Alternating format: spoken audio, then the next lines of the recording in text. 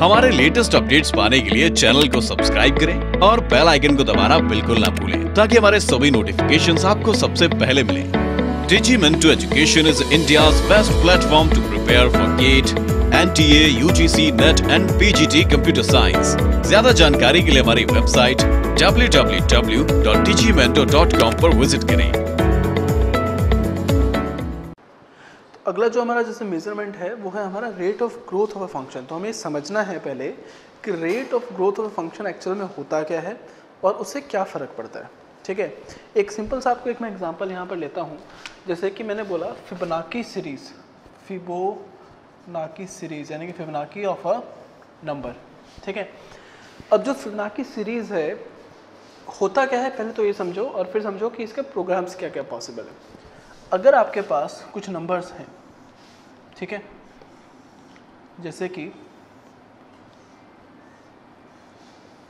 This is representing the number n and this is representing the Fibonacci of the number n। तो यानी कि number n को represent कर रहा है और यहाँ पर मैं उसका फिबोनाची लिखने वाला हूँ। जैसे कि नंबर n है 0, 1, 2, 3, 4, 5, 6 एंड 7। ठीक है, दो चीज़ें फिक्स्ड हैं, Fibonacci of 0 is 0 and Fibonacci of 1 is 1। सिर्फ ये दो चीज़ें हमारे पास जो है ऑलरेडी फिक्स्ड हैं। जब फिबोनाची ऑफ नंबर की बात करता हूँ, Fibonacci of a number n is 0 if n is equal to 0, it is 1 if n equal to 1, or it is Fibonacci of n minus 1 plus Fibonacci of n minus 2 otherwise। तो ये आपके Fibonacci of number है। ठीक है, अब देखो Fibonacci of 0 0 होता है, फिबोनाची ऑफ 1 1 होता है, फिबोनाची ऑफ 2 क्या होगा 0 प्लस 1 दैट इज 1। तो यानी कि पिछले दो नंबर्स का सम। फिबोनाची ऑफ 3 होगा 1 plus 1 that is 2। Fibonacci of 4 होगा 1 plus 2 that is 3। Fibonacci of 5 होगा 2 plus 3 that is 5। Fibonacci of 6 होगा 3 plus 5 that is 8। Fibonacci of 7 होगा 5 प्लस 8 दैट इज 13। तो ये होगा हमारा फिबोनाची ऑफ नंबर। तो इस तरीके से फिबोनाची ऑफ नंबर निकालते हैं। अब फिबोनाची ऑफ नंबर को निकालने के लिए आपके पास अलग अलग तरह के प्रोग्राम्स यहाँ पर लिख सकते हैं।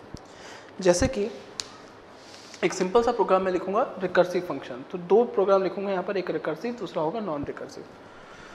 तो रिकर्सिव प्रोग्राम लिखेंगे Fibonacci of a number which is n, it is if n equal to 0 then return 0, if n equal to 1 then return 1, else return Fibonacci of n minus 1 plus Fibonacci of n minus 2। तो ये आपके पास एक recursive program है to find the Fibonacci of a number, जो basically इसी mathematical definition के ऊपर ये रिकर्सिव प्रोग्राम हमने लिखा है। इसके अलावा हम एक नॉन रिकर्सिव प्रोग्राम भी लिख सकते हैं। तो नॉन रिकर्सिव प्रोग्राम कैसे होगा, देखो इंटीजर फिबो ऑफ इंटीजर n,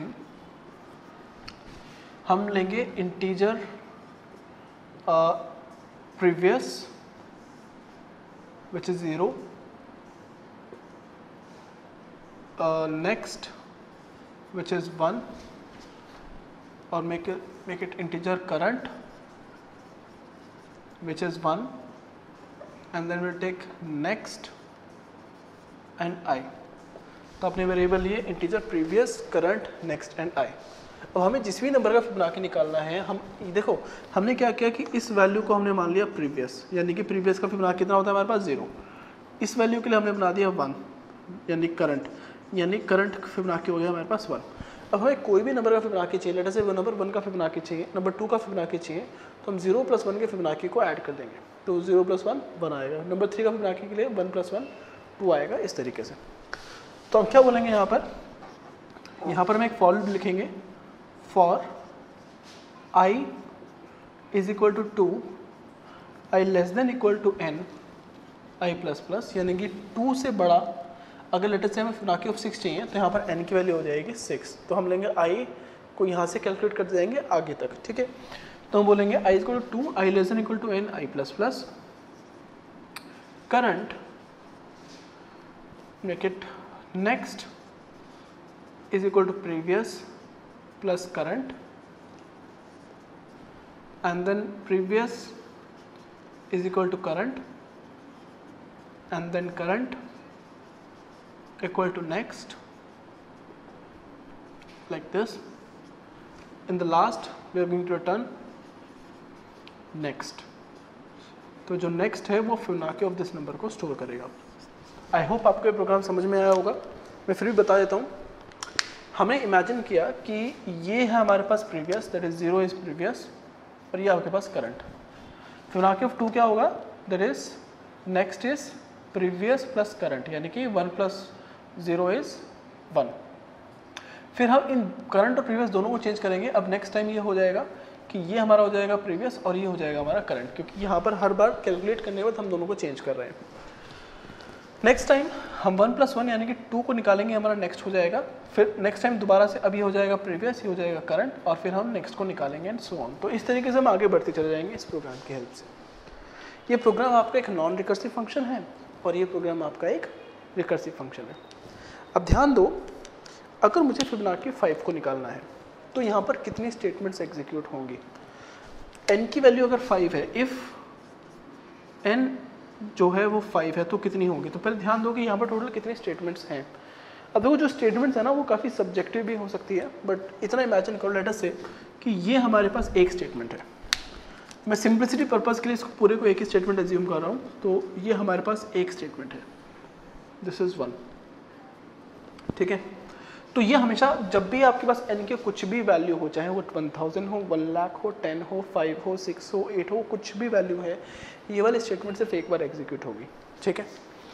अब ये जो स्टेटमेंट है ये भी आपके पास एक ही बार एग्जीक्यूट होगी, this will only execute 1 time. ये जो स्टेटमेंट है ये कितनी बार एग्जीक्यूट होगी वो चेंज होगा, क्योंकि हम 2 से लेकर n तक एग्जीक्यूट कर रहे हैं। तो एक्चुअल में ये जो स्टेटमेंट है ये आपकी n-1 टाइम्स एग्जीक्यूट होगी, ठीक है। ये जो स्टेटमेंट है ये भी आपकी n-1 टाइम्स एग्जीक्यूट। एक्चुअली इसे n-2 या n-1 कुछ भी हो सकता है, बट ज़्यादा एक मतलब बेसिकली इसको आप ऐसा समझो कि आपके पास आपने एक कार खरीदा और आपने एक बाइसिकल खरीदी। तो कार की जो कॉस्ट थी वो थी आपकी लेटर से 40 lakhs एंड बाइसिकल की जो कॉस्ट थी वो आपकी 2000 रुपीज़। तो जब आपसे पूछा कि आपने टोटल कितने का खरीदा, तो आप उसको ये नहीं बोलोगे 40 lakhs 2000, आप उसको बोलोगे कि मैंने 40 lakhs का खरीदा, है ना। तो यहाँ पर इस वजह से जो n के अकॉर्डिंग जो n-1 प्लस 1 जो है ये बहुत छोटी वैल्यू है।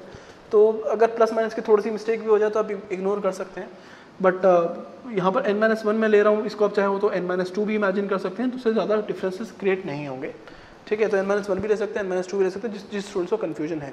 बट अगर मैं एक्चुअल में बताऊँ कितनी बार एग्जीक्यूट होगा, तो ये होगा एक बार, ये वाली स्टेटमेंट होगी n-1 टाइम्स, ये हर बार इंक्रीज़ होगा, ठीक है। जैसे कि अगर i की वैल्यू 2 है तो उस समय पर इंक्रीज़ होगा, जब i की वैल्यू 3 होगी तभी एग्जीक्यूट होगा, i की वैल्यू 4 होगी तभी एग्जीक्यूट होगा, जब i की वैल्यू n होगी तब भी एग्जीक्यूट होगा, है ना। और उस समय पर फिर इस कंडीशन को हम चेक करेंगे। तो ये जो कंडीशन हमेशा इससे एक बार ज़्यादा एग्जीक्यूट होगा, तो रफली इट इज़ n-2 टाइम्स, ठीक है। अब ये जो भी स्टेटमेंट्स हैं ये अगेन आपके पास n-2 टाइम्स एग्जीक्यूट होंगी, और ये वाली जो स्टेटमेंट है वो आपके पास एक बार एग्जीक्यूट। तो रफली, I am not saying it correctly, रफली तो कितनी स्टेटमेंट्स यहाँ पर एग्जीक्यूट हो रही हैं, ये वाली एक बार 1 प्लस ये वाली भी एक बार प्लस ये वाली स्टेटमेंट n-1 टाइम्स प्लस ये वाली स्टेटमेंट n-2 टाइम्स प्लस ये वाली स्टेटमेंट्स, 3 स्टेटमेंट है तो that is 3 into n-2 times plus ये वाली स्टेटमेंट एक बार। तो टोटल कितना आ जाएगा हमारे पास 2 plus n-1 plus n-2 plus 3n-6 plus 1। तो डिडक्ट कर लीजिए, तो इस 2 से ये 2 कैंसिल हो जाएगा आपके पास, -1 से +1 कैंसिल हो जाएगा, तो ये आ जाएगा आपके पास 5n-6 स्टेटमेंट्स यहाँ पर एग्जीक्यूट होंगी। अब जैसे कि अगर मैंने बोला कि n की वैल्यू 5 है, n की वैल्यू 5 है, तो अगर n की वैल्यू 5 है तो टोटल कितनी स्टेटमेंट हुई 5 × 5 - 6 which is equal to 30 - 6 which is 24। तो यहाँ पर 24 स्टेटमेंट्स एग्जीक्यूट हुई। लेकिन अगर मैं ऐसा बोलता हूँ कि जो n की वैल्यू है let n is equal to 1000, यानी कि n एक 1000 एक वैल्यू है n की। अगर n की वैल्यू 1000 है, छोटी वैल्यू लेते हैं, n की वैल्यू अगर 20 है तो कितनी बार होगा, if n is equal to 20, तो ये जो इसको अगर हम एक फंक्शन की फॉर्म में रिप्रेजेंट करें that is f of n, तो f ऑफ n की वैल्यू कितनी हो जाएगी हमारे पास, that is 5 × 20 - 6 which is 100 - 6 which is again 94। तो यहाँ पर 94 स्टेटमेंट्स एग्जीक्यूट होंगी, है ना। उसी तरीके से अगर मैं बोलता हूँ n की वैल्यू हमारे पास 30 है तो फंक्शन हो जाएगा fn is equal to 5 × 30 - 6 which is again 150 - 6 which is 144। तो इतनी स्टेटमेंट्स आपके पास एग्जीक्यूट होंगे। तो अब ये बता सकते हैं कि एक्चुअल में कितनी स्टेटमेंट्स यहाँ पर एग्जीक्यूट हो रही है। लेकिन अगर इस वाले केस को आप लें, इस वाले केस को लें, तो क्या होगा, ये एक बार होगा जब भी एक रिकर्सिव कॉल होगी, एक रिकर्सिव कॉल, समझ आ रहे हैं। जैसे कि अगर n जो है वो अगर एक ही कॉल होगी तो ये वाली एक बार स्टेटमेंट एग्जीक्यूट होगी, ये वाली स्टेटमेंट भी एक बार एग्जीक्यूट होगी कंपैरिजन के लिए। अगर ट्रू है तो पूरा का एग्जीक्यूट होगा, नहीं तो नहीं। सिंप्लिसिटी के लिए मैं बस ये इमेजिन कर रहा हूँ कि ये हमारी एक पूरी स्टेटमेंट है। रफली actually is a combination of 2 statements, if condition और उसके आगे वाली स्टेटमेंट। तो दो चीज़ों को, 2 स्टेटमेंट मैं इमेजिन नहीं कर रहा हूँ, सिंप्लिसिटी के लिए इमेजिन कर रहा हूँ, ये एक बार और ये एक बार। अब यहाँ पर कितनी होगी और यहाँ पर कितनी होगी वो डिपेंड करता है, ये दोनों डिपेंड करते हैं। कितनी होगी इसको मैं एक टैबुलर फॉर्मेट के अंदर मैं रिप्रेजेंट करता हूँ आपको। देखो, अगर मैं फिबोनाची ऑफ 5 कॉल करता हूँ इस केस में, यहाँ पर फिबोनाची ऑफ 5 कॉल करेंगे तो हमारे पास टोटल 24 स्टेटमेंट्स एग्जीक्यूट होंगी। यहाँ पर कितनी होगी, देखो हमने बोला फिबोनाची ऑफ 5, ठीक है। फिबोनाची ऑफ 5 के केस में पहले हम कॉल करेंगे, देखो फिबोनाची 5 क्या होगा, Fibonacci of 4 plus Fibonacci of 3, this is actually 2, so this small mistake, so this is Fibonacci of 4 plus Fibonacci of 3, तो होगा Fibonacci of 4 plus Fibonacci of 3, ठीक है। अब देखो नेक्स्ट, फिबोनाची ऑफ 4 के लिए क्या होगा, Fibonacci of 3 plus Fibonacci of 2। Fibonacci of 3 के केस में क्या होगा, it is Fibonacci of 2 plus Fibonacci of 1। ऐसे फिबोनाची ऑफ 2 क्या होगा, that is Fibonacci of 1 plus Fibonacci of 0। अब फिबोनाची ऑफ 1 की वैल्यू हमें पता है 1, फिबोनाची ऑफ 0 की वैल्यू हमें पता है 0, इसकी वैल्यू हमें पता है 1। फिबोनाची ऑफ 2 के केस में हमारे पास होगा Fibonacci of 1 plus Fibonacci of 0, ठीक है। इस केस में Fibonacci of 2 plus Fibonacci of 1, Fibonacci of 2 case में Fibonacci of 1 plus Fibonacci of 0, यानी कि इतनी सारी रिकर्सिव कॉल्स होंगी। इसके लिए हमें पता है 1, इसके हमें पता है 0, इसके हमें पता है 1, इसकी 0 और इसकी 1। तो हर एक केस में हमारे पास अलग अलग वैल्यूज़ यहाँ पर आ गई, ठीक है। अब देखो, जब मैंने फिबोनाची दोनों फंक्शंस को अगर कंपेयर करते हैं, रफली अगर मैं कंपैरिजन में लेके आता हूँ, ठीक है, तो दोनों हम इसमें फैक्टोरियल वाले दोनों प्रोग्राम्स को एक्चुअली मेज़र कर रहे हैं हम लोग। एक है हमारे पास रिकर्सिव प्रोग्राम और दूसरा है हमारे पास नॉन रिकर्सिव प्रोग्राम, ठीक है। अब जैसे कि पूरा नॉन रिकर्सिव प्रोग्राम है, मैंने बोला कि इसमें कितनी स्टेटमेंट्स एग्जीक्यूट हो रही है, टोटल हो रही है वो 5n - 6। तो हमारे पास हो रही है यहाँ पर टोटल 5n - 6 स्टेटमेंट्स। इसके लिए अभी मुझे नहीं पता, इस फॉर्मूले को हम लोग कैलकुलेट कर सकते हैं, ठीक है। देखो ये फॉर्मूला जो है कैलकुलेट करना ईजी भी है, ईजी एक्चुअली मैं अभी आपको बताना नहीं चाहता, मैं इसका एक्चुअल जो वैल्यू है वो मैं आपको बताऊँगा, ठीक है। तो क्योंकि अभी मैंने वो आपको रिकर्शन जो कैलकुलेट करना वो अब तक मैंने आपको बताया नहीं है। तो इस केस में क्या होगा कि जब अगर मैं मुझे n is equal to n की वैल्यू 0 है, अगर n की वैल्यू 0 है तो यहाँ पर कितनी स्टेटमेंट एग्जीक्यूट होगी और यहाँ पर कितनी होगी। अगर n की वैल्यू 0 है तो इस पूरे फंक्शन में पहली स्टेटमेंट एग्जीक्यूट होगी और आपका काम फिनिश, तो एक ही स्टेटमेंट यहाँ पर एग्जीक्यूट होगी। अगर n की वैल्यू 0 है तो यहाँ पर कितनी स्टेटमेंट एग्जीक्यूट होगी, पहली स्टेटमेंट एग्जीक्यूट होगी, ठीक है। एक्चुअली नेक्स्ट को भी आप यहाँ पर ले सकते हैं, उस केस में नेक्स्ट इज इक्वल टू एक और स्टेटमेंट यहाँ पर ऐड कर सकते हैं, that is next is equal to current plus previous plus current, previous plus current आप बाहर भी ले सकते हैं। बेसिकली मेरे कहने का मतलब है एक कंडीशन यहाँ पर पुट कर सकते हैं कि if n is equal to 0 then return 0। तो एक सिंपल कंडीशन यहाँ पर पुट कर सकते हैं, if n is equal to 0 then यहाँ पर इस फॉर लूप से पहले आप पुट करेंगे, if n is equal to 0 then return 0, if n is equal to 1 then return 1, else आप इस पूरे को एग्जीक्यूट कीजिए, एल्स आप इसको बनाइए, ये फॉर लूप को बनाइए और उसके अंदर एग्जीक्यूट। इस फॉर लूप से पहले मैं स्टेटमेंट को लिख सकता हूँ, तो इस फॉर लूप को हम एल्स में भी डाल सकते हैं, बट एनीवेज तो ये थोड़ा इजी हो जाएगा करना। तो अगर ऐसा हम लोग करते हैं तो इस केस में भी यहाँ पर एक ही स्टेटमेंट एग्जीक्यूट होगी, ठीक है। अगर मैं n की वैल्यू लेता हूँ यहाँ पर 1, अगर n की वैल्यू 1 है तो यहाँ पर पहली स्टेटमेंट एग्जीक्यूट होगी और दूसरी स्टेटमेंट, पहली स्टेटमेंट एग्जीक्यूट होगी कंडीशन चेक करने के लिए, कंडीशन फॉल्स आ जाएगी, दूसरी स्टेटमेंट एग्जीक्यूट होगी जब कंडीशन ट्रू आ जाएगी, तो यहाँ पर दो स्टेटमेंट्स एग्जीक्यूट होंगी। और यहाँ पर कितनी होंगी हमारे पास, पहली फॉल्स दूसरी ट्रू, तो यहाँ पर भी दो स्टेटमेंट्स एग्जीक्यूट होंगी, ठीक है। अगर n की वैल्यू 3 है तो क्या होगा, सॉरी 2 है तो क्या होगा। अब देखो अगर n की वैल्यू 2 है तो क्या होगा, इस केस में हमारे पास एक रिकर्सिव कॉल होगी इतनी वाली, सिर्फ इतनी ही रिकर्सिव कॉल होगी।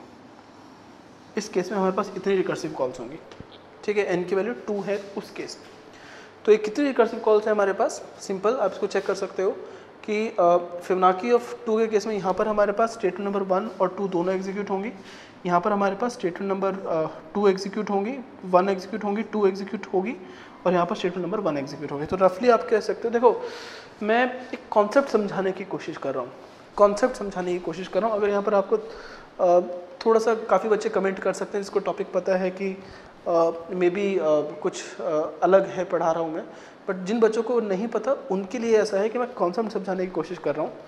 तो आप ये समझो कि एक मैं नेव पर्सपेक्टिव से समझा रहा हूँ, मैं आपको ये नहीं समझा रहा कि आप बहुत ही ज़्यादा एक्सपर्ट हो। मैंने इमेजिन किया है कि अगर आप ये वीडियो देख रहे हो तो आपको कुछ भी नहीं आता, तो एक नेव पर्सपेक्टिव से समझाऊंगा। तो अभी मैं आपको असिम्प्टोटिक नोटेशंस अगर आपको पता है तो आप इसको स्किप कर सकते हो, बट थोड़ा समझने की कोशिश करो उन बच्चों के लिए जो पहली बार पढ़ रहे हैं।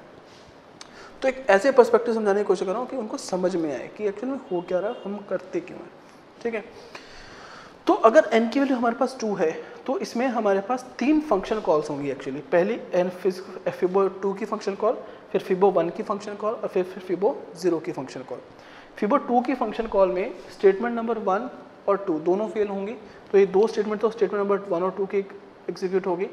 फिर तीसरी स्टेटमेंट जब ये वाली एग्जीक्यूट होगी, इसके अंदर पहली ये फंक्शन कॉल होगी फिबो 1 की, इसके अंदर भी पहली स्टेटमेंट नंबर दो स्टेटमेंट्स एग्जीक्यूट होंगी, और फिर ये दूसरी फंक्शन कॉल होगी, इसके अंदर हमारे पास सिर्फ एक ही स्टेटमेंट एग्जीक्यूट होगी। तो रफली आपके पास कह सकते हो कि 5 के आसपास, actually it is not exact number, it's an approximate number, जो कि एक actual number of statement execute होगी उसके काफ़ी क्लोज है। तो जो स्टेटमेंट एग्जीक्यूट होगी वो हमारे पास रफली 5 के आसपास होंगी, यहाँ पे इसके आसपास होगी। अगर मैं इसकी बात करता हूँ तो यहाँ पर कितनी स्टेटमेंट होगी, that is 5 multiplied by 2 minus 6 which is again equal to actually 5 multiplied by 2 minus 6 plus इन दोनों स्टेटमेंट्स को आप कह सकते हो कि +2 भी आप यहाँ पर कह सकते हो, तो which is again equal to 6 statement. यहाँ पर रफली 6 स्टेटमेंट्स एग्जीक्यूट हो गया, आप ऐसा कह सकते हो रफली, ठीक है। एक्चुअली मैंने क्या किया, 5n माइनस 6 किया, तो इसके अंदर ये दो स्टेटमेंट्स और जोड़ दी, +2 कर दिया इसके अंदर, तो ये इतनी स्टेटमेंट आपकी एग्जीक्यूट हो जाएगी, ठीक है। नेक्स्ट, अगर n की वैल्यू आपके पास 3 है तो उस केस में क्या होगा। अगर आपके पास n की वैल्यू 3 है, इस केस में जब रिकर्सिव की फंक्शन को, तो पहले तो ये स्टेटमेंट एग्जीक्यूट हुई 1, ठीक है, फिर ये स्टेटमेंट एग्जीक्यूट हुई 1 प्लस, फिर जब ये वाली स्टेटमेंट एग्जीक्यूट होगी फिबो ऑफ n माइनस 1, तो n माइनस 1 यानी कि फिबो ऑफ 2 में कितनी कॉल्स हुई थी 5 प्लस फिबो ऑफ n माइनस 2 यानी कि फिबो ऑफ 1 में कितनी स्टेटमेंट हुई थी 2, तो कितनी हो जाएगी हमारे पास रफली 9 स्टेटमेंट्स आपके पास हो जाएगी। इस केस में कितनी स्टेटमेंट होगी, that will be 5 multiplied by 3 minus 4 which is again equal to 11 statement. तो यहाँ पर 11 स्टेटमेंट्स एग्जीक्यूट हो गए। अब देखो, अगर n की वैल्यू लेता हूँ मैं 4, n की वैल्यू 4 में पहली स्टेटमेंट, दूसरी स्टेटमेंट, +3 में कितनी हुई थी, +2 में कितनी हुई थी, तो रफली कितना हो गया हमारे पास, कितनी स्टेटमेंट्स होंगी, ये होगी 16 स्टेटमेंट्स। यहाँ पर कितनी होंगी, that will be 5 multiplied by 4 minus 4 which is equal to 16 statement. तो यहाँ पर भी 16 स्टेटमेंट्स एग्जीक्यूट होंगे। अगर मैं n की वैल्यू 5 लेता हूँ तो यहाँ पर कितनी होगी, 1 + 1 + 16 + 9, है ना, 16 + 9 + 1 + 1, तो ये कितनी होगी हमारे पास टोटल 27। इस केस में कितनी होगी, 5 multiplied by 5 minus 4 which is equal to 25 minus 4 is 21। ऐसे ही n की वैल्यू आप 6 लो, n की वैल्यू 7 हो, n की value 8 low and so on, तो आपको पता चलेगा कि इस रिकर्सिव प्रोग्राम के अंदर जितनी स्टेटमेंट्स एग्जीक्यूट हो रही है वो ज़्यादा स्पीड से ग्रो हो रही है इस प्रोग्राम के अंदर। देखो इसको एक ग्राफ की प्लॉटिंग की तरीके से मैं आपको एक समझाता हूँ कि अगर मैं इसका ग्राफ प्लॉट करता हूँ कितनी स्टेटमेंट्स एग्जीक्यूट होंगी, ठीक है। तो इसको ऐसे समझो, मैं ग्राफ बना रहा हूँ, ये ग्राफ है ऐसे, ये रिप्रेजेंट कर रहा है n यानी कि इनपुट, और ये रिप्रेजेंट कर रहा है नंबर ऑफ स्टेटमेंट्स, ठीक है। तो इनपुट इज यहाँ पर 0, यहाँ पर 1, यहाँ पर 2, 3, 4, 5, 6, 7, 8, 9, 10 and so on till infinity. और number of statements 5, 10, 15, 20, 25, 30, 35, 40, 45, 50, 55, 60 and so on, ठीक है। अब यहाँ पर देखो, जब n की वैल्यू हमने 0 लिया, यानी कि एक्चुअली इनपुट साइज 0 है जब हमारे पास, तो दोनों में एक स्टेटमेंट हो रही है। जब n की वैल्यू 1 है तो इस रिकर्सिव कॉल को, एक्चुअली मैं रिकर्सिव वाले को रेड पेन से शो कर रहा हूँ, तो अगर n की वैल्यू हमारे पास 1 है तो ये लेगा रिकर्सिव, अगर n की वैल्यू 2 है तो रिकर्सिव लेगा हमारे पास 5, जब n की वैल्यू 3 है तो रिकर्सिव लेगा हमारे पास 9, यानी कि 10 से थोड़ा सा नीचे यहाँ पर। जब n की वैल्यू 4 है तो रिकर्सिव लेगा 16, तो 4 के केस में हमारे पास लेगा 15 से थोड़ा सा ऊपर, यानी कि यहाँ पर।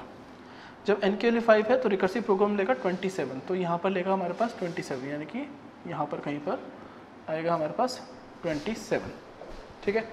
जब n की वैल्यू 6 होगी तो रिकर्सिव कितना लेगा, 27 + 16 + 1 + 1 कितना हो गया हमारे पास, 27 + 16 + 2, ये हो जाएगा 13, 1, 43। तो अगर n की वैल्यू 6 है हमारे पास तो ये हो जाएगा हमारा लगभग यहाँ पर कहीं पर, ठीक है। तो अगर मैं इस ग्राफ को प्लॉट करूँगा तो ये कुछ ऐसा जा रहा है, देखो समझ रहे हो कैसे जा रहा है, ये रिप्रेजेंट कर रहा है हमारे पास वैल्यू 6 को, ये कर रहा है रिप्रेजेंट वैल्यू 5 को, ये 4 को, ये 3 को, ये 2 को, ये 1 को। तो ग्राफ जो है वो इस डायरेक्शन में ऊपर जा रहा है, ठीक है। ये किस केस में जा रहा है, in case of recursive program, ठीक है। अगर मैं इसी चीज़ को नॉन रिकर्सिव प्रोग्राम की हेल्प से शो करता हूँ, यानी कि ये वाला जो हमारा नॉन रिकर्सिव प्रोग्राम है, इस केस में अगर मैं इसको रिप्रेजेंट करता हूँ, जब n की वैल्यू 1 है तो इसमें 2 स्टेटमेंट एग्जीक्यूट हुई, यानी कि यहाँ पर नॉन रिकर्सिव भी इसी के ऊपर आता है, ठीक है।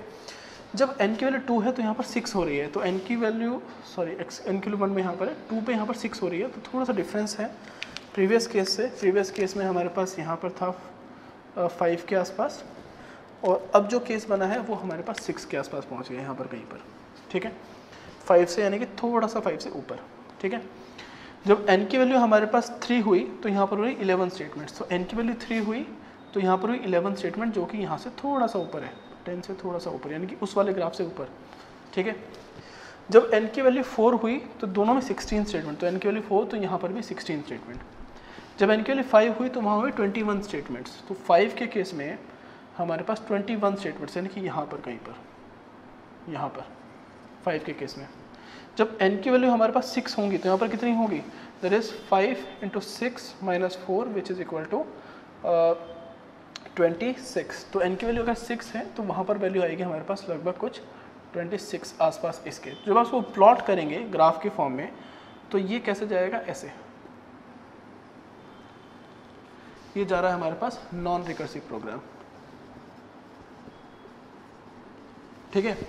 तो हम क्या दिखा रहे हैं, जो नंबर ऑफ स्टेटमेंट्स एग्जीक्यूट हो रही है रिकर्सिव प्रोग्राम में, जितना n की वैल्यू बढ़ेगी वो नंबर ऑफ स्टेटमेंट बहुत ज़्यादा ग्रो कर रही है, और जितनी n की वैल्यू हमारे पास नहीं बढ़ रही, जैसे रिकर्सिव प्रोग्राम में जितनी n की वैल्यू बढ़ेगी वो उससे कम ग्रो कर रहा है। तो ये जो रिकर्सिव प्रोग्राम ऊपर क्यों गया, इससे ऊपर क्यों गया, because rate of growth of statements, rate of growth of number of statements कह सकते हैं, number of statements in recursive program is very high as compared to non recursive program. यानी कि नॉन रिकर्सिव प्रोग्राम के comparison में जो recursive programme में जितनी स्टेटमेंट्स एग्जीक्यूट हो रही हैं वो बहुत हाई है। तो रिकर्सिव प्रोग्राम के number of statements non recursive से बहुत ज़्यादा स्पीड से ग्रो करेगी। कुछ एक ऐसे भी कह सकते हैं कि अगर आप n की वैल्यू, आप इसको इमेजिन करो, अगर n की वैल्यू लेटर से 20 हो जाए, n की वैल्यू 30 हो जाए, तो इसकी जो ग्रोथ होगी वो बहुत ही ज़्यादा होगी, बहुत ही ज़्यादा स्टेटमेंट्स को एग्जीक्यूट करेगा। लेकिन ये जो स्टेटमेंट्स एग्जीक्यूट करेगा वो कंपैरेटिवली बहुत कम होगी। तो ये जो है, ये जो प्रोग्राम है, ये बेसिकली एक एक्सपोनेंशियल ग्रोथ पर जा रहा है, एक्सपोनेंशियल ग्रोथ। ये जो हमारे पास रिकर्सिव फंक्शन है यहाँ पर, ये एक्सपोनेंशियली ग्रो कर रहा है, लेकिन एक्चुअली जो नॉन रिकर्सिव फंक्शन है ये हमारा लीनियरली ग्रो कर रहा है। तो यहाँ पर लीनियर ग्रोथ है, यहाँ पर लीनियर ग्रोथ है, ठीक है। तो लीनियर ग्रोथ है। तो जब भी आप दो प्रोग्राम्स को मेज़र करेंगे कि दोनों में से कौन सा प्रोग्राम बेटर है, उस केस में हम बेसिकली जब नंबर ऑफ स्टेटमेंट्स को मेज़र करते हैं उसको चेक करने के लिए हमें पता होना चाहिए कि rate of growth of function क्या है। कि अगर आपके पास दो फंक्शंस के अंदर आपको पता है कि कितनी स्टेटमेंट्स एग्जीक्यूट हो रही हैं, पहले में कितनी एग्जीक्यूट हो रही हैं, दूसरे में कितनी एग्जीक्यूट हो रही हैं, जब दोनों फंक्शन में आपको पता है कि रेट ऑफ ग्रोथ किसका ज़्यादा है, जैसे कि यहाँ पर हमें क्लियरली पता है कि रेट ऑफ ग्रोथ जो है वो इस रिकर्सिव प्रोग्राम में जितनी स्टेटमेंट्स एग्जीक्यूट हो रही है इसका रेट ऑफ ग्रोथ बहुत ज़्यादा है, तो हम बेसिकली क्लियरली कह सकते हैं कि ये जो प्रोग्राम है बड़े इनपुट के लिए it will perform worst as compare to this program. तो ये जो प्रोग्राम है ये बहुत बेटर है in terms of number of statements as compare to this. तो ये बुरा है, ये अच्छा है, आप क्लियरली इस ग्राफ से यहाँ पर देख सकते हो, ठीक है। अब आपको आगे पता होना चाहिए कि रेट ऑफ ग्रोथ आपको मेज़र कैसे करते हैं। जनरली रेट ऑफ ग्रोथ को मेज़र करने का जो टॉपिक है ये एक मैथमेटिकल टॉपिक है।